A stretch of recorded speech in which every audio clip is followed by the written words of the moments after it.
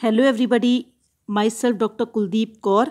और जो आज मैं टॉपिक डिस्कस कर रही हूँ वो है the commission of Sati prevention act 1987, सती निवारण अधिनियम 1987। पहली बात तो मैं आपको एक कहना चाहूँगी कि इस एक्ट में आप ध्यान रखेंगे कि कितने सेक्शंस हैं। 21 सेक्शन हैं और 1987 में ये एक्ट आया, the commission of Sati prevention act. चलिए कुछ बात करें कि सती का मतलब क्या होगा।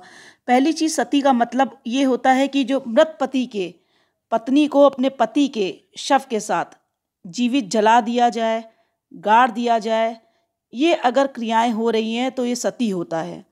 तो जो मृतक पति की जो विधवा रूपी पत्नी का अपने पति के शव के साथ चिता में बैठकर वो प्राण त्याग देती थी, उसको जीवित रहने का कोई भी अधिकार नहीं दिया गया था।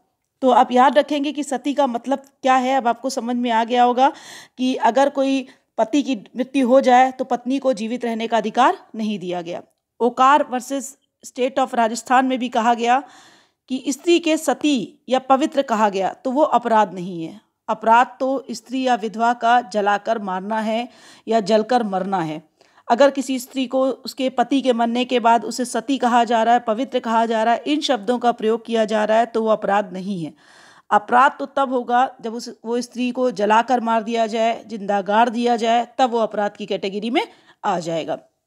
तो चलिए आगे डिस्कस करें कि आज भी भारत में, देखिए आपको जो स्लाइड्स मिलेंगी हिंदी इंग्लिश में मिलेंगी और बहुत सारी स्लाइड्स में ऐसी बातें हैं जो मैंने नहीं लिखी हैं, लेकिन अगर आप अंत तक पूरी सुनेंगे तो आपको समझ में आ जाएगा। अगर देखा जाए कि भारत में स्त्रियों की स्थिति का आंकलन इस तथ्य से किया जाए कि सती जैसा कार्य आज भी संभव है और लोग क्या कर रहे हैं, खुलेआम इसका समर्थन कर रहे हैं और प्रशंसा भी की जाती है ऐसे लोगों की कि भाई हम प्रशंसा कर रहे हैं ऐसे लोगों को जो सती का काम कर रहा है।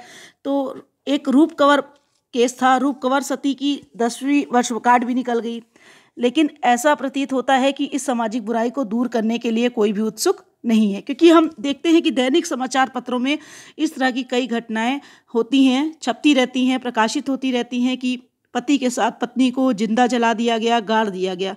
और आपको याद होगा कि इस तरह के और भी केसेस आए थे, केसरिया, कुट्टूबाई, ये सब मामले सती के मामले के अच्छे उदाहरण प्रतीत होते हैं। ये सब मामलों में बहुत ज़्यादा हाईलाइट किया गया था। तो रूप कंवर का मामला अगर आपको याद नहीं आ रहा है तो मैं बता दूं कि रूप कंवर मामले में राजस्थान ट्रायल कोर्ट का आदेश कब हुआ था, आप तारीख याद रखेंगे कि 11/10/1996 को ट्रायल कोर्ट में केस हुआ था कि 11/10/1996 को एक ट्रायल केस में केस हुआ कि क्या समुचित साक्ष्य के अभाव के आधार पर सभी अभियुक्तों को दोषमुक्त कर दिया जाना अग्नि में घी का काम करना है। भाई साक्ष्य नहीं मिले, सभी अभियुक्तों को दोषमुक्त कर दिया गया। तो केवल इतना ही नहीं, अतिरिक्त जिला एवं सत्र न्यायाधीश ने एक सरकारी चिकित्सक श्री मगन सिंह को भी दोषमुक्त कर दिया गया कि जिन पर कपटपूर्ण ढंग से सुमेर सिंह को घटना घटित होने के समय अनंत स्थान अजीतगढ़ के सरकारी अस्पताल में भर्ती दिखाने का अभियोग था। तो इस तरह के केसेस में जहां डॉक्टर को भी छोड़ दिया गया, जहां डॉक्टर ने गलत रिपोर्ट बनाई और गलत अस्पताल में दिखाया कि वो व्यक्ति एडमिट है, उसको भी छोड़ दिया गया क्योंकि साक्ष्य नहीं थे। तो देखिए, नया जो सती विरोधी अधिनियम है, उन तमाम कानूनों के स्थान पर जो देश के अलग अलग क्षेत्र में प्रचलित थे वो हटा दिए गए और अब केंद्रीय कानून के रूप में से रख लिया गया। तो ये अधिनियम सती हेतु न केवल निषेध और दंड की व्यवस्था करता है, बल्कि अगर कोई सती की प्रशंसा करने की भी कोशिश करेगा तो वो भी अपराध की कैटेगरी में आएगा। तो वित्तीय या राजनीतिक उद्देश्यों के लिए इस प्रकार के आपराधिक शोषण के विरुद्ध कार्रवाई करने हेतु भी इस एक्ट में प्रोविज़न दिए गए हैं। तो आपको सेक्शंस के अकॉर्डिंग मैं बताऊंगी, कुछ सेक्शंस मैंने नहीं लिखे हैं लेकिन मैं आपको बता दूं कि जैसे मंदिर की परिभाषा कहाँ दी गई है, टेम्पल की सेक्शन 2(1)(e) में। मंदिर का मतलब क्या है टेम्पल का? तो मंदिर में कोई भी भवन या निर्माण, चाहे उस पर छत हो या नहीं हो, जिसका निर्माण उस व्यक्ति की यादगार सुरक्षित करने के इंटेंशन से जो सती हुई है के लिए बनाया गया हो या कंस्ट्रक्शन किया गया हो, या सती के लिए कोई आराधना कर रहे हैं या फिर कोई उत्सव का आयोजन कर रहे हैं, इस आशय से किया जा रहा है तो वो सती मंदिर कहला रहा है सेक्शन 2(1)(e) में। सती से संबंधित अपराध करने के लिए जो दंड है सेक्शन 3 से लेके 5 तक में दिए गए हैं कि सती से संबंधित अपराध कौन कौन से हैं वो भी मैं आपको बता दूं कि सती के संबंध में कुछ अधिनियम में दंड का प्रावधान दिया गया है। जैसे सती कर्म का प्रयत्न करने हेतु दंड, अगर कोई सती करने का प्रयत्न कर रहा है तो उसे धारा 3 के अंतर्गत 6 माह तक की सजा और जुर्माना दोनों से दंडित किया जा सकता है। सती कर्म का दुष्प्रेरण हेतु दंड सेक्शन 4 में बताया गया है कि मृत्युदंड, आजीवन कारावास और जुर्माना दोनों दिया जा सकता है। तो सेक्शन 4 मोस्ट इंपॉर्टेंट है, जिसको मैं पूरा डिस्कस करने जा रही हूँ, आप सुनेंगे, लिखा भी हुआ है स्लाइड्स में।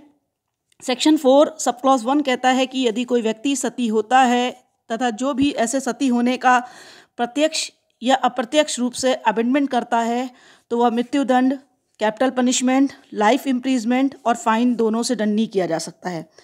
इसी का सेक्शन 4 सब क्लॉज 2 कहता है कि यदि कोई व्यक्ति सती होने का प्रयास करता है तथा जो भी डायरेक्टली इनडायरेक्टली ऐसे प्रयास करने का, अटेम्प्ट करने का अमेंडमेंट करेगा, उसे लाइफ इम्प्रिजमेंट तक की सज़ा मिल सकती है और जुर्माना दोनों से दंडित किया जा सकता है। तो सेक्शन 2(1)(c) में जो बताया गया था कि सती का मतलब क्या होता है, तो सती का मतलब मैं आपको बता दूं कि विधवा को उसके मृत पति के शव या किसी रिश्तेदार के शव या किसी वस्तु, पदार्थ या सामग्री जो उसके पति या रिश्तेदार से रिलेटेड हो, उसके साथ जीवित जलाना या गाड़ना। ये मैंने आपको इंटरव्यू में भी बताया था। इस तथ्य को बिना विचार किए कि ऐसा गाड़ना या जलाना उस विधवा या स्त्री द्वारा उसकी ओर से वॉलंटरी है या नहीं, उसकी सहमति है या नहीं, किसी स्त्री को उसके किसी संबंधी के शव के साथ गाड़ना या जलाना है। तो आप समझ गए होंगे कि सती का मतलब क्या है। सेक्शन 2(1)(b) में भी बताया गया कि यहाँ पर ग्लोरिफिकेशन के वर्ड को यूज़ किया गया कि हम कहते हैं कि किसी व्यक्ति को हम ग्लोरीफाई कर रहे हैं, गौरव उसका बढ़ा रहे हैं अगर वो सती करती है लेडी। तो सेक्शन 2(1)(b) डायरेक्टली कह रहा है कि अगर सती के संबंध में कोई जुलूस निकालते हैं, उत्सव मनाते हैं, सती प्रथा को हम प्रचार करते हैं, उसका समर्थन करते हैं, उसकी स्तुति करने हेतु किसी प्रोग्राम को ऑर्गेनाइज करते हैं, जिसने सती किया हो उसकी मेमोरी को सुरक्षित करने के लिए कोई मंदिर बनवाते हैं, कोई राशि इकट्ठी करते हैं, तो इस तरह का कोई काम कर रहा है तो वो ऑफेंस की कैटेगरी में आएगा। एक्ट क्या कह रहा है, एक्ट की बातें मैं आपको बताती जा रही हूँ, बार बार आप सुन रहे हैं, ध्यान रखेंगे कि मैंने आपको बता दिया कि सेक्शन 5 में भी बोल दिया गया है कि यहाँ पर अगर कोई इस तरह का काम कर रहा है, 2(1)(b) में डेफिनेशन बताई गई और बोल दिया गया है सेक्शन 5 में कि अगर कोई गौरव बढ़ा रहा है तो उसे पनिशमेंट दी जाएगी। पनिशमेंट कितनी होगी, कम से कम उसे 6 महीने तक, अधिकतम 2 वर्ष तक कारावास और 5,000 रुपये जुर्माना या दोनों से दंडित किया जा सकता है। सती कर्म से संबंधित जितने भी अपराध के निवारण के लिए कलेक्टर या जिला मजिस्ट्रेट को शक्ति दी गई है। सेक्शन 6 से लेके 8 तक मैं आपको बताऊंगी कि कौन कौन सी पावर दी गई है। कुछ कार्यों का प्रतिषेध करने की शक्ति सेक्शन 6 में बताया गया है, वो भी मैं आपको डिस्कस कर दूंगी। और सेक्शन 7 में मैं आपको बताने जा रही हूँ, जो पूरा इंपॉर्टेंट है वो डिस्कस करूँगी कि सेक्शन 7 क्या कह रहा है। देखिए सेक्शन 7 क्या कह रहा है, पहले आप तो ध्यान रखेंगे कि सेक्शन 7 कहता है कि सभी मंदिर हटाए जाने हैं। मंदिर की डेफिनेशन मैंने आपको शुरुआत में ही बता दी थी, सेक्शन 2(1)(e) में है। तो कह रहा है कि सेक्शन 7 सभी मंदिर हटाए जाने हैं। और धारा 5 भी कह रही है कि जो भी कोई सती का ग्लोरिफिकेशन बढ़ाने हेतु कोई कार्य करेगा वह 1 वर्ष से 7 वर्ष तक के कारावास और 5,000 रुपये से 30,000 रुपये तक के जुर्माने से दंडनीय होगा। जो पहले कम कारावास की सज़ा थी, जुर्माना कम था, बाद में बढ़ाया भी गया। तो सती के नाम पर जितनी भी एकत्र की गई सभी संपत्तियां हैं वो सीज कर ली जाएंगी, जब्त कर ली जाएंगी। सेक्शन 9 क्या कह रहा है कि जितने भी अपराध घटित होंगे वो सत्र न्यायालय के समतुल्य विशेष न्यायालय स्थापित किए जाएंगे, जिनके न्यायाधीशों की समतुल्य शक्तियां होंगी। तो जो स्पेशल कोर्ट्स एस्टेब्लिश किए जाएंगे उनके न्यायाधीशों को वही पावर दी जाएगी जो कि सत्र न्यायालय सेशन कोर्ट के पास होती है। और सेशन कोर्ट के बारे में कहाँ पे दिया गया, आप ध्यान रखेंगे, सेक्शन 9 से लेके 14 तक का पूरा डिटेल दिया गया है। अब सेक्शन 12 सब क्लॉज 3 क्या कहता है कि सभी मामलों का ट्रायल बिना विलंब के किया जाएगा। अगर उसकी सुनवाई की तारीख आगे बढ़ानी है तो ऐसे कारणों का स्पष्ट उल्लेख किया जाएगा। तो सेक्शन 12 सब क्लॉज 3 आप याद रखेंगे सेक्शन 12 कि अगर कोई एयरिंग की डेट हम आगे बढ़ा रहे हैं तो हमें उसका रीज़न बताना पड़ेगा, क्योंकि ऐसे मामलों में देरी नहीं की जा सकती। ये इतने गंभीर तरीके के अपराध हैं, इनको रोकना बहुत ज़रूरी हो गया है। सेक्शन 16 बता रहा है कि निर्दोषिता सिद्ध करने का भार अभियुक्त पे होता है। अगर कोई कहता है कि वो इनोसेंट है तो उसका भार अभियुक्त पे होगा। धारा 18 कहती है कि सती हेतु अमेंडमेंट का दोषी व्यक्ति मृतक स्त्री की संपत्ति उत्तराधिकार में प्राप्त नहीं कर सकता। अगर कोई ऐसा पर्सन है जिसे अमेंडमेंट का दोषी माना गया था सती का, तो उसे सक्सेशन में कोई भी प्रॉपर्टी नहीं दी जाएगी। सेक्शन 18। तो ये सारे के सारे सेक्शंस आप याद रखेंगे। सेक्शन 18 आप याद रखेंगे, मैंने बहुत इत्मीनान से आपको बताया। अगर कोई कानून बनाना सरकार द्वारा एक अच्छा कदम है, कि सरकार अगर कोई कानून बना रही है तो एक अच्छा कदम है, लेकिन कानून बनाना ही काफ़ी नहीं होता है। देखिए, रूप कंवर सती मामले में स्पष्ट साक्ष्य होने के बावजूद भी सभी अभियुक्तों को दोषमुक्ति होने से इस अधिनियम की सफलता पर विशेष चिन्ह लग गया, जहां बताया कि कुछ एविडेंस का अभाव है। तो ऐसी स्थिति में अधिनियम की धारा 12 उपधारा 3 के अंतर्गत वाद के शीघ्र निस्तारण करने हेतु स्पष्ट प्रावधानों के बावजूद ट्रायल कोर्ट द्वारा निर्णय देने में 9 वर्ष का लंबा समय लग गया। तो 9 वर्ष का अगर समय लगेगा तो साक्ष्यों के साथ ज़रूरी है कि हस्तक्षेप किया जाएगा, छेड़छाड़ की जाएगी, जिसकी वजह से साक्ष्य नष्ट हो जाते हैं, जिसका फ़ायदा ये लोग उठा लेते हैं। तो दुर्भाग्यवश कह सकते हैं कि अधिनियम में 2 बातों पर ध्यान नहीं दिया गया, कि विधवा सामाजिक माहौल और दबाव से पीड़ित है, न कि वो अपराधी है। सती का उत्सव मनाने या गौरव बढ़ाने के लिए चंदा प्राय व्यक्ति विशेष द्वारा न देकर एक कॉरपोरेट कम्युनिटीज़ द्वारा दिया जाता है, निगमित इकाइयों द्वारा दिया जाता है। टैक्स बचाने के लिए, प्रचार करने के लिए वो ऐसा करते हैं। तो इस अधिनियम के बनने के पूर्व भी सती जैसे मामलों में अभियुक्तों को आत्महत्या के दुष्प्रेरण के अपराध के लिए भारतीय दंड संहिता की धारा 306 के अंतर्गत उत्तरदायी ठहराया जाता था। तो जब नहीं सती अपराध नहीं हो रहा था, जब इसके लिए एक्ट नहीं बनाया गया था, तब भी आईपीसी में सेक्शन 306 के अंतर्गत उन्हें पनिशमेंट दी जा रही थी।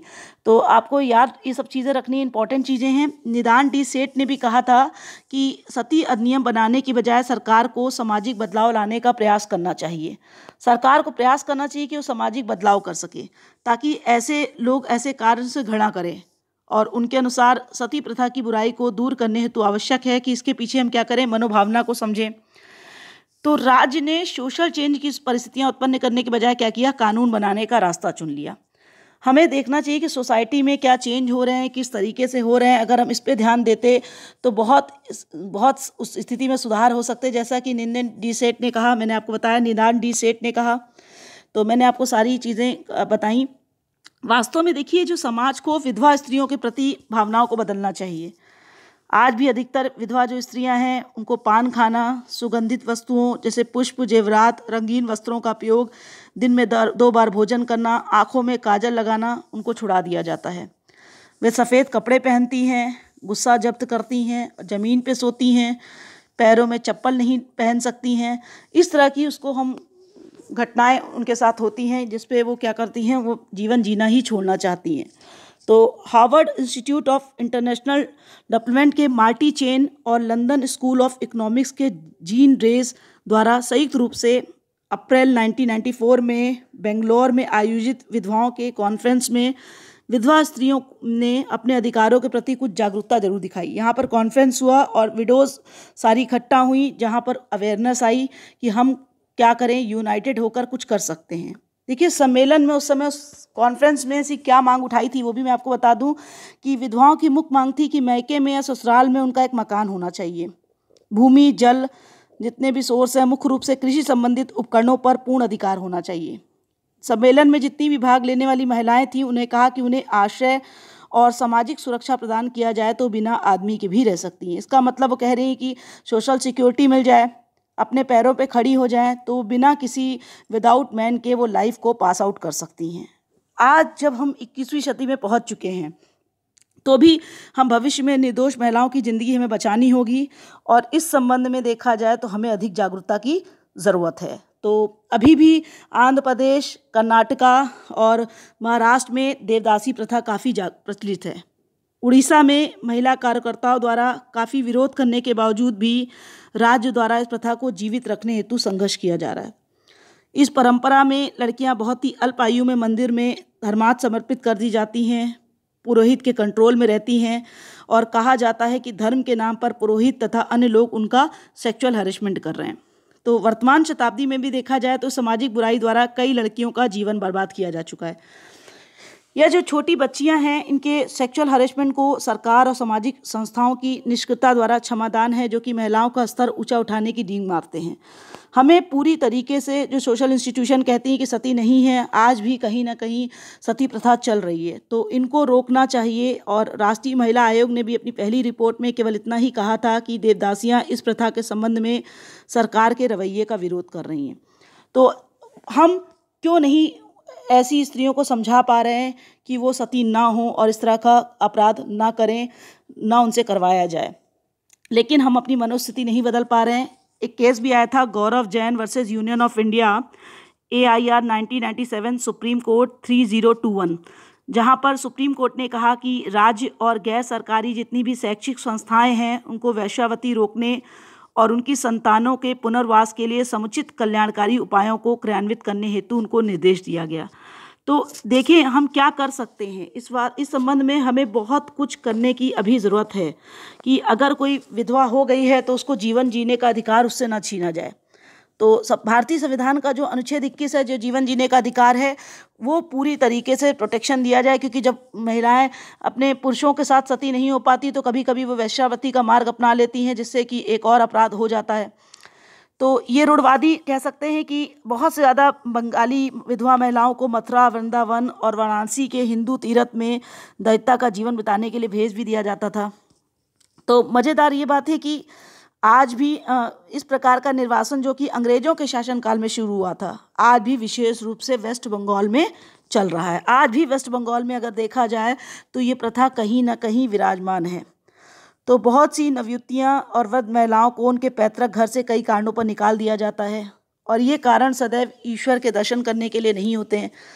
भाई पति की डेथ हो गई तो विधवा महिलाएं अन्य पुरुषों द्वारा उनकी संपत्ति हड़पने के लिए भी घर से निकाल दिया जाता था, और इस तरह का कार्य यहाँ तक कि पुत्रों और दामादों द्वारा भी किया जा रहा था।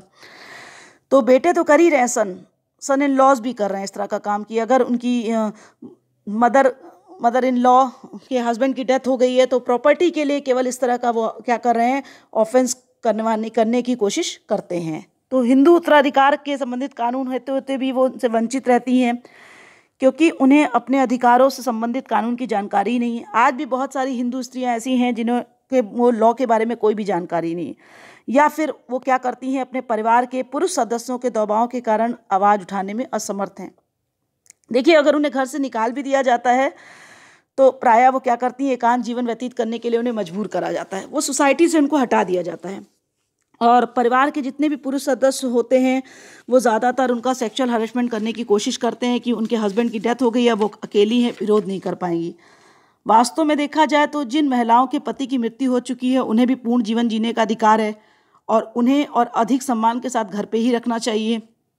साथ ही हमारी गवर्नमेंट को, महिला संगठनों को भी चाहिए कि महिलाओं के अधिकारों की रक्षा करें, और सभी जितनी भी विधवा स्त्री हैं उनको दोबारा पुनर्वास करें उनका, और उनके प्रति जितनी भी हम क्रूएल्टी कर रहे हैं वो सारी की सारी क्रूएल्टी समाप्त की जाए।